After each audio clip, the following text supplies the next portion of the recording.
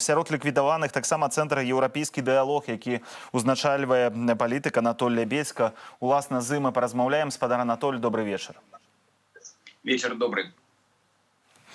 Спадар Анатоль, вы ў беларускай палітыцы і грамадзянскай супольнасці ўжо так даўно, што памятаеце іншы разгром няўрадавых арганізацыяў, які быў на пачатку 2000-х. І вось калі вы сабе яго прыгадаеце, то чым адрозніваецца пагром 2021 ад пагрому 2001? Ну, ведаеце, пагром гэта і ёсць пагром з нейкімі негатыўнымі наступствамі для людзей, для грамадства, для краіны. Так што я б не выміраў бы адсоткамі, калі было горш тады ці цяпер. Просто мы паўтараем чарговы раз негатыўны сцэнар развіцця Беларусі. Ну, а калі аналізаваць сітуацыю, то іншага і чакаць нельга ад людзей і тады, і цяпер, калі яны рэалізоўваюць стратэгію гвалту і кайданкоў.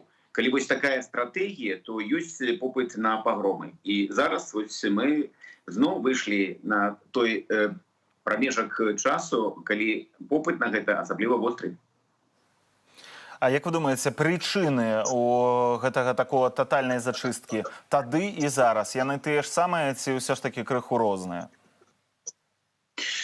Ну, конечно, пасля таго пагрому ўсё ж такі быў іншы перыяд часу. Там была і палітычная адліга, і спроба многіх арганізацый грамадзянскай супольнасці размаўляць з дзяржавай, рабіць прапановы. І многія ініцыятывы, яны ўсё ж такі арыентаваліся на нейкі канфармізм і спробу знайсці пагадненне, паразуменне з беларускімі уладамі. Гэта было пасля таго пагрому. Пасля гэтага пагрому, я думаю, што разлікі на тое, што можна размаўляць вось з тымі, хто рэалізуе стратэгію гвалту і кайданкоў, ну, яна практычна зводзіць да нуля ўсякія намаганні. Я думаю, што зараз пасля гэтага пагрому значна менш будзе нейкіх чаканняў ад гэтай улады.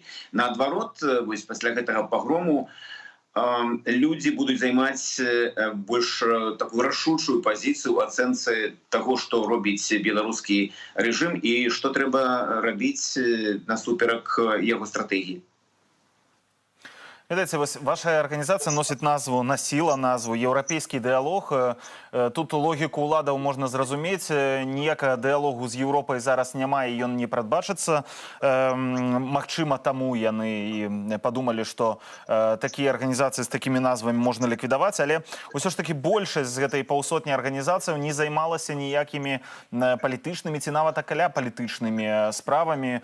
Культура, экалогія, дапамога людзям з інваліднасцю, ці СНІДам, ці рэсацыялізацыя людзей. Чаму адбылася ліквідацыя і гэтых арганізацыяў? Справа, конечно ж, не ў назве, а ў тым, што рабілі гэтыя арганізацыі. І іх дзейнасць была скіравана на тое, каб ствараць грамадзянскую супольнасць у Беларусі. І пытанне, праблема для улады ў тым, што яны зараз імкнуцца да татальнага кантролю. А вось арганізацыі, якія вы пералічылі, якія былі ліквідаваны, яны знаходзіліся пад пэўным прававым кантролем з боку дзяржавы. Гэта былі іх правілы, гэта былі іх працэдуры, у межах якіх мусілі дзейнічаць усе арганізацыі, у тым ліку і цэнтр «Еўрапейскі дыялог». Але гэта быў частковы кантроль. Яны не маглі навязаць гэтым структурам, гэтым арганізацыям, каб яны ухвальвалі тое, што робіць беларуская ўлада. Альбо рабілі нешта, рэалізовалі на практыцы, што было б скіравана на прамую падтрымку улады. Вось адсутнасць кантроля — гэта ёсць праблема для сённяшняй улады. У іх уяўленні, калі яны ліквідуюць гэтыя арганізацыі, то знікне і праблема. Гэта тупіковы шлях, таму што трэба ўжо ісці тады далей, трэба проста ліквідаваць гэтых людзей, бо калі застаюцца людзі, то застаецца і праблема. Я думаю, што гэта не самае лепшае і правільнае рашэнне, якое было прынята беларускім рэжымам. Я сказаў пра пэўны прававы кантроль, які быў з боку дзяржавы. Зараз людзі нікуды не зніклі, яны застаюцца ці ў Беларусі, ці за межамі Беларусі. Яны будуць працягваць так ці інакш сваю грамадзянскую дзейнасць, але яна будзе абсалютна не пад кантролем беларускага рэжыму. І я думаю, гэта будзе ўсё ж такі праблема. Яшчэ адна матывацыя, навошта ліквідаваць арганізацыі.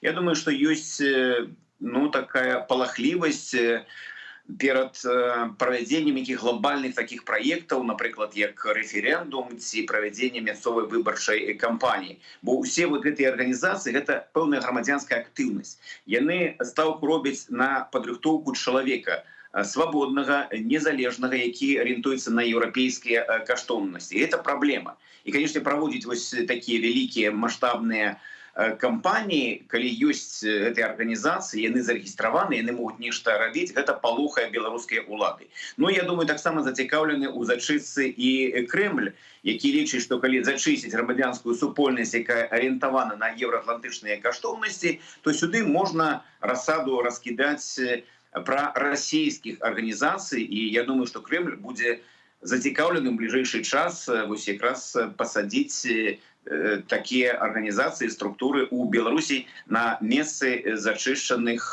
ліквідаваных арганізацый.